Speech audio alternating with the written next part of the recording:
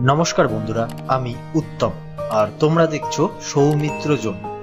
বন্ধুরা, আজকে আমরা এই ভিডিওর মাধ্যমে যে বিষয়টি নিয়ে আলোচনা করব সেটি হলো ই শ্রম কার্ডের মানধন যোজনা। এখানে তোমরা প্রত্যেক মাসে ৩০০০ টাকা করে পেনশন স্কিমের আওতাভুক্ত হতে পারো। বন্ধুরা, এই মুহূর্তে অনেকের ফোনে একটি মেসেজ আসছে যেখানে বলা হচ্ছে ফর ₹3000 পেনশন জয়েন প্রধানমন্ত্রী শ্রমযোগী মানধন যোজনা at mandhan.in.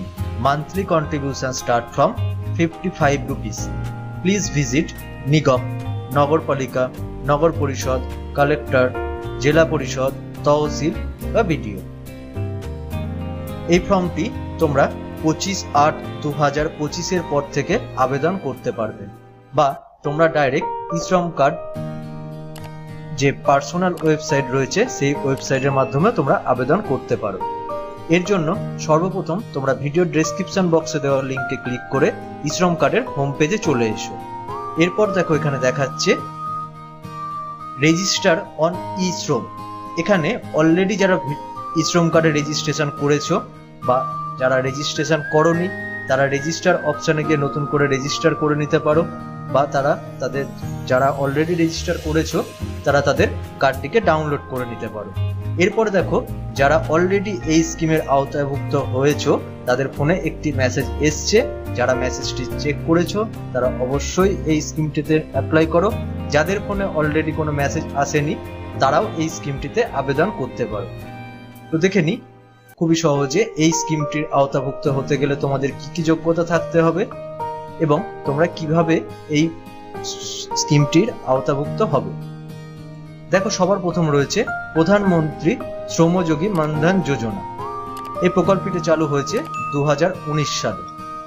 এই প্রকল্পের বিবরণ হচ্ছে কেন্দ্রীয় খাত দ্বারা এই প্রকল্পটি সম্পূর্ণ পর্যালোচনা করা হয়। এই প্রকল্পের মন্ত্রণালয় হচ্ছে কেন্দ্রীয় শ্রম ও কর্মসংস্থান মন্ত্রণালয়। এই ফর্মের উদ্দেশ্য হলো অসংগঠিত ক্ষেত্রে যারা সামাজিক কর্মী রয়েছে তাদের সুরক্ষা প্রদান করা। এই ফর্মটি ফিল আপ করতে গেলে তোমাদের অবশ্যই মাসিক ইনকাম ১৫০০ টাকার কমে হতে হবে। এই ফর্মটি পেনশন তোমরা ৬০ বছর বয়সের পর থেকে প্রতি মাসে ৩০০০ টাকা করে পাবে। এবার দেখে নিই এই ফর্মটি সম্বন্ধে আরো কিছু ডিটেলস। এই ফর্মটি ফিল আপ করতে গেলে অবশ্যই কর্মীদের বয়স ১৮ থেকে ৪০-এর মধ্যে হতে হবে এবং তাদের মাসিক আয় ১৫০০০ টাকার কম হতে হবে। যারা করদাতা, সংগঠিত শ্রেণীর নিযুক্ত বা নতুন পেনশন স্কিমের আওতাভুক্ত তারা এই ফর্মটি ফিল আপ করতে পারবে না। এই ফর্মটির পেনশনের পরিমাণ হলো ৬০ বছর বয়সের পর থেকে প্রতি মাসে ৩০০০ টাকা। এই ফর্মটি ফিল আপ করতে গেলে একটি স্বেচ্ছাসেবী বা অবদানমূলক পেনশন প্রকল্প রয়েছে, যেখানে গ্রাহক এবং সরকার উভয়ই এই পেনশনের তহবিলে সমানভাবে অবদান রাখে। কারা এই প্রকল্পটিতে আবেদন করতে পারবে? যারা রাস্তার হকার বা রাস্তার বিক্রেতা, কৃষি শ্রমিক, নির্মাণ শ্রমিক, গৃহকর্মী বা এই সমস্ত পেশায় যারা নিয়োগভুক্ত রয়েছে এবং যাদের মান্থলি ইনকাম ১৫০০০ টাকার কম, তারা প্রত্যেকেই এই স্কিমে আওতাভুক্ত হয়ে তোমরা আবেদন করতে পারো। এরপর বলা হচ্ছে পারিবারিক পেনশন স্কিম, যেখানে প্রত্যেকের ইনকাম অবশ্যই ১৫০০০ হওয়ার পরে যদি এই স্কিমে আওতাভুক্ত হও এবং তারপরে সে ৬০ বছর স্কিমটি চালানোর আগে মারা যায়, তাহলে তার যে নমিনি থাকবে সে 50% এই পেনশনের আওতাভুক্ত আসবে এবং সে তার 50% হিসাবে টাকা পাবে। যদি স্বামী স্ত্রী দুজনেই এই প্রকল্পের আওতাভুক্ত হও এবং দুজনেই ফর্মটি ফিল আপ করো, তাহলে প্রত্যেকেই ৩০০০ টাকা অর্থাৎ জয়েন্ট অ্যাকাউন্টে তারা ৬০০০ টাকা পাবে। এই প্রকল্পটি ৫০% তোমাকে পে করতে হবে এবং ৫০% গভর্নমেন্ট পে করবে। এই ফর্মটি ফিল আপের পর প্রত্যেক মাসে তোমাদের অ্যাকাউন্ট থেকে অটো ডেবিটের মাধ্যমে টাকা কেটে নেওয়া হবে।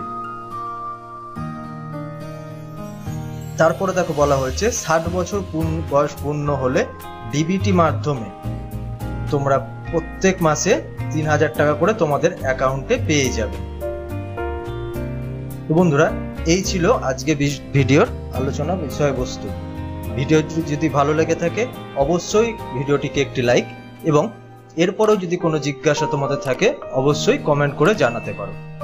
এবং এরপরে যদি তোমাদের ই শ্রম কার্ডে রেজিস্টার না করা থাকে কিভাবে রেজিস্টার করবে সেই সম্বন্ধিত কোনো প্রশ্ন থাকে অবশ্যই কমেন্টে জানাও। আমরা অবশ্যই চেষ্টা করব তোমাদের সামনে নতুন ভিডিও রাখার, যাতে তোমরা কিভাবে ই শ্রম কার্ডের নতুন আবেদন করবে সেই সম্বন্ধে সম্পূর্ণ তথ্য পেতে পারো। বন্ধুরা, ধন্যবাদ।